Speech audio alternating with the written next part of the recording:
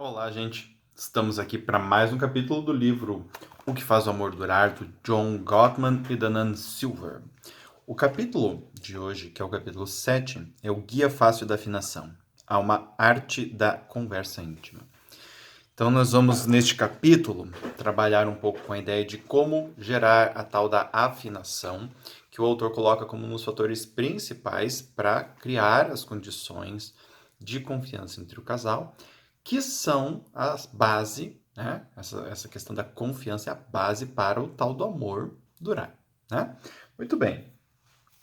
Então, muitas pessoas acham que uma conversa eficaz envolve fazer com que você pareça interessado no outro, quando na verdade a questão é estar interessado nos outros e escutar.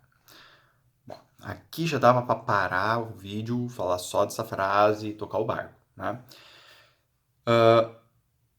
Tem uma diferença muito grande, muito grande em ouvir e em estar interessado. Não tem uma fórmula específica para um jeito certo de estar interessado, tá? Mas todos nós sabemos quando nós estamos de fato interessados e quando nós não estamos de fato interessados em alguém.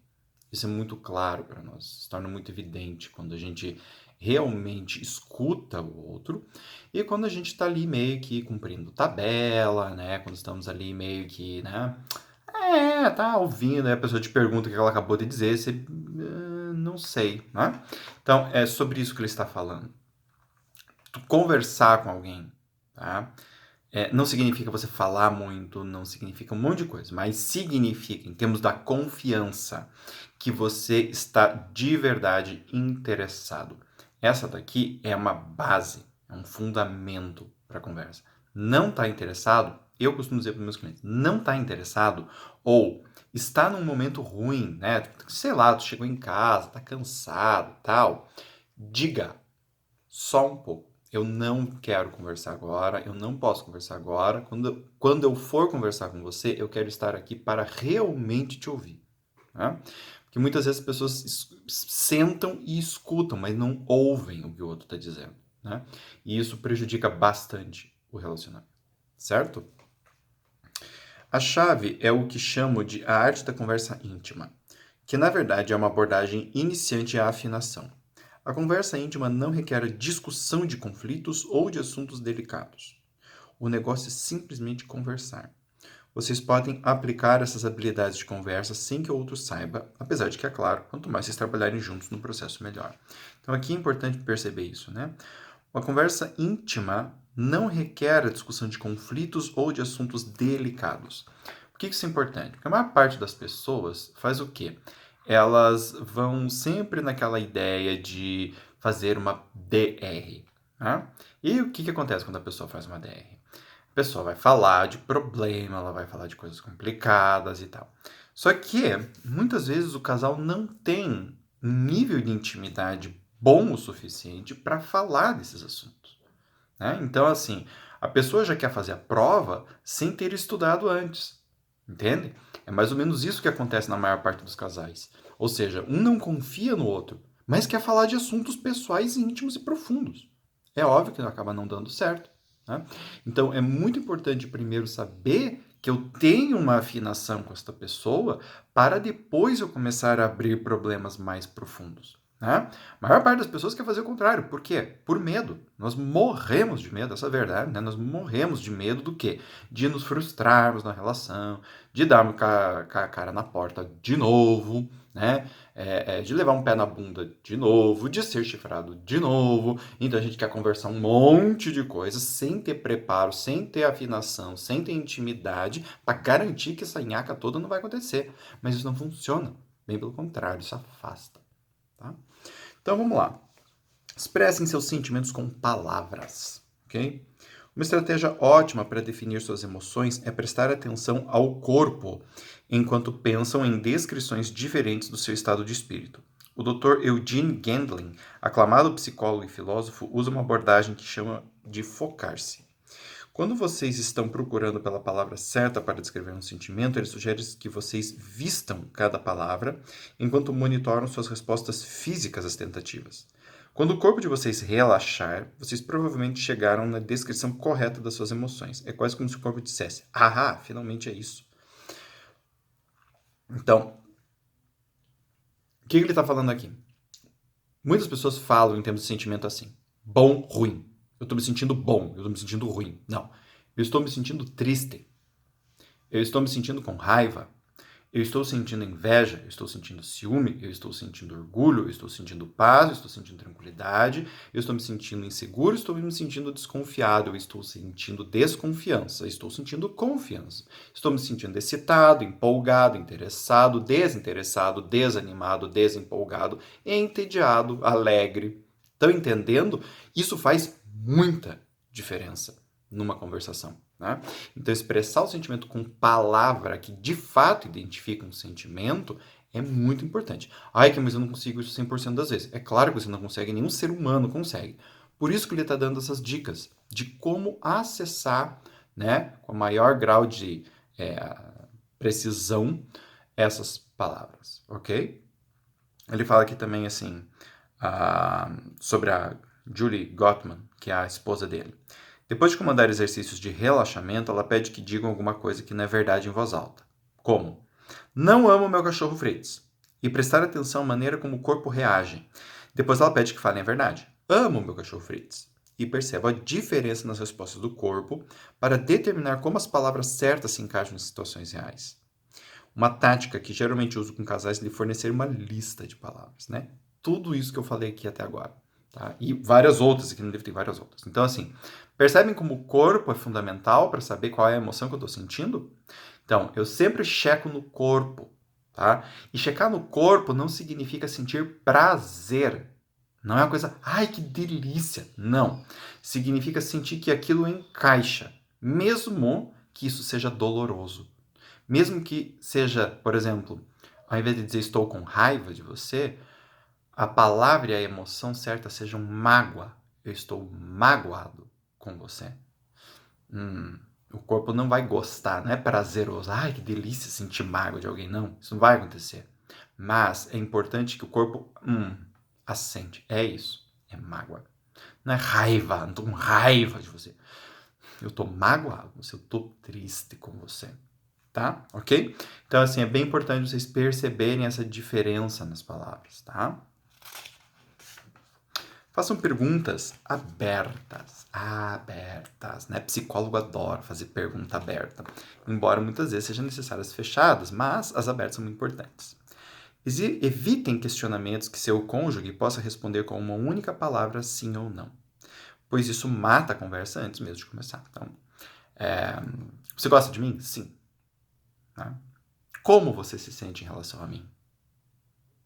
Ou aqui temos uma palavra mais aberta. Agora, percebam que isso também, tá?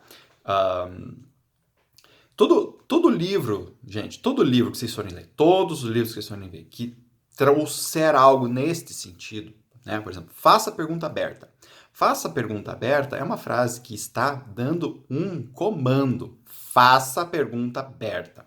Muita gente lê o livro, vai pro cônjuge, que às vezes é uma pessoa que não tem habilidade emocional, faz a pergunta aberta e fica puta quando o cara ou a mulher não responde do jeito que a pessoa quer. Então, assim, leiam isso. Vai ser bem legal. Agora entendam, olhem pro cônjuge de vocês e vejam. Essa pessoa é uma pessoa que expressa super emoções, uma pessoa que tem a capacidade de responder uma pergunta aberta, porque às vezes a gente tem que fazer esse meio termo, né? Às vezes assim, olha, eu vou te fazer uma pergunta, eu não sei se você vai conseguir responder, mas eu queria que você pensasse nisso. Né? Então, assim, como você se sente em relação a mim? Se você não conseguir responder agora, tudo bem. Mas eu quero que você fique pensando nisso para você me falar alguma coisa. Tá? Essa flexibilidade ela é muito importante, tá, gente? Porque tem gente, né? A maior parte de nós não recebeu uma boa educação emocional. A maior parte de nós recebeu uma educação emocional ruim, né? A maior parte de nós aprendeu a suprimir as nossas emoções e não a falar sobre elas. Né? Então, assim, entendam que tudo isso que eu estou falando aqui precisa ser adequado ao contexto, à pessoa com quem você está de fato se relacionando, tá? E também não vá, assim, ficar projetando coisa na pessoa. Agora a pessoa tem que responder tudo o que eu quero, senão acabou a relação. Não é bem assim também, tá? Mas então aqui, perguntas abertas. Você me ama? Pergunta fechada. Sim, não. Como você se sente em relação a mim? Quando você pensa em nós dois, que coisas passam pela sua cabeça? Aberta. Que coisas? Não sei, não estou dando uma opção, tá? Ok? 3. Complementem com frases que aprofundam a conexão. Depois que seu cônjuge responder a pergunta, complementem-na com suas próprias palavras, repetindo o que vocês acabaram de ouvir. Tudo bem se a sua descrição é 100% correta, mas não presumam, nem coloquem palavras na boca do outro. Quando vocês refletem os pensamentos e sentimentos do outro de uma maneira compreensiva, vocês o encorajam a se abrir mais. Tá? Então, por exemplo, assim, como você está se sentindo comigo? Eu sinto que... Eu me sinto bem com você, mas às vezes eu fico um pouco receoso porque você me fala algumas coisas meio grossas e eu não sei se você está brava comigo ou não. Então você quer me dizer que você se sente bem, mas que às vezes você não sabe se eu tô braba ou não com você por causa do jeito que eu falo com você. É isso? Isto é bem importante. Porque aqui eu não tô querendo interpretar. Não é do tipo assim, mas eu não tô braba com você. Ok, não falo mais nada então também, tá? Então, aqui é muito importante, por quê? Porque essa ideia que o Gottman traz é de parafrasear, e a gente usa isso em terapia o tempo todo. O que significa parafrasear? Significa, se eu, com as minhas palavras, estou dizendo o que você sente. Não é importante eu saber se isso que você sente é verdade ou não, para mim. É importante eu entender o que você sente com as minhas palavras. Então, eu consigo expressar algo e você fala, isso faz sentido. Eu me sinto assim do jeito que você está falando. Tá? Porque daí eu tenho um mapa do teu sentimento. E isso é importante. Porque se eu tenho um mapa do teu sentimento, bem preciso, e aí voltando lá nos primeiros vídeos, eu não estou preocupado só comigo e com o meu bem-estar, estou preocupado com nós, tá? Estou preocupado com nós. Eu posso usar este mapa dos teus sentimentos para organizar os meus também. Não é para me submeter aos seus desejos, às suas vontades, às suas emoções, mas é para organizar o meu comportamento. Estão entendendo a grande diferença que tem em relação a isso? Tá? E isso também aprofunda muito o sentimento de confiança, porque eu percebo que o outro está querendo falar sobre o que eu estou sentindo e não sobre o que ele ou ela está sentindo. Certo? Muito bem. Expressem compaixão e empatia. Quando o outro está chateado, fiquem do lado dele ou dela. Não interessa se a questão é trivial ou significante. Se vocês acham que o outro está exagerando ou devia ter uma resposta emocional diferente, contenham o impulso de opinar ou oferecer sugestões. Depois de anos estudando casais que mantiveram casamentos longos e felizes, posso garantir-lhes que ser a voz da razão nem sempre é a melhor abordagem. Deixem que outras pessoas façam este papel. O papel de vocês é o de fazer com que a pessoa que amam saiba que você está do lado dele ou dela. Vocês entendem e aceitam suas emoções como válidas porque todos os sentimentos são válidos. Então, isso daqui é especialmente difícil para homens, tá? Nós homens, grosso modo, de forma geral, tá? Somos criados para resolver problema. Tá? Nosso negócio não é ficar com problema, ouvir problema. Não, a gente tem que resolver problema, tá? Então, o que acontece? O sujeito tá lá escutando a mulher e já tá metendo o bedelho. Não, mas você tem que fazer isso, tem que fazer aquilo. E a mulher diz, não quero saber o que fazer, só quero que você me escute. Né? Só quero que você me ouva, escute. Né? Ouça o que eu tô falando, ouça o que eu estou falando. Não fique me dando opinião, não quero isso. Então, assim, ouvir a pessoa e estar do lado dela, não resolver o problema dela. Se a pessoa te pede ajuda de uma forma bem clara, bem esclarecida, aí você pode ajudar, né? Mas é importante perceber essa distinção de momentos, né? Qual é o papel que eu estou interpretando aqui? Eu sou o companheiro dessa pessoa, a companheira deste cara, né? Então, qual é a minha função aqui? Estar do lado. Se a pessoa está sofrendo, eu estou aqui. Né? Por isso que no casamento diz, né? Na alegria e na tristeza, na saúde e na doença. Então, assim, eu estou aqui do teu lado. Eu não vou te abandonar por causa desta tua dor. Eu não vou te jogar fora por causa da tua tristeza, por causa da tua raiva.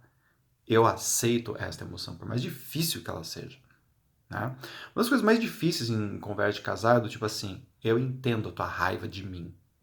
Eu entendo que você esteja com raiva de mim. e eu continuo te amando mesmo com raiva de mim, ou mesmo chateada comigo, e tá tudo bem de você poder expressar isso para mim. Isso é bem difícil. Tá? Por quê? Porque a maior parte de nós, a maior parte das pessoas julga o tempo todo as emoções. Então, assim, se você está chateada comigo, é porque você está querendo, no fundo, me controlar, me dominar, fazer com que eu mude meus comportamentos, porque você quer que eu seja um cachorrinho, uma cachorrinha sua, que fique latindo toda vez que você ergue a mão, e blá, blá, blá, blá, blá. Ou outras variações do tipo, né? Assim, toda reclamação, na verdade, é um sinal de que você me acha um completo inútil, e você está dizendo que eu sou inútil a partir do momento que você me critica, ninguém pode me criticar, e tal. E aí, obviamente, tem a ver com questões da pessoa e da maneira pela qual ela foi educada pelo pai, mãe, cachorro, papagaio, papapá, tá? Muito bem. Para fechar o capítulo de hoje,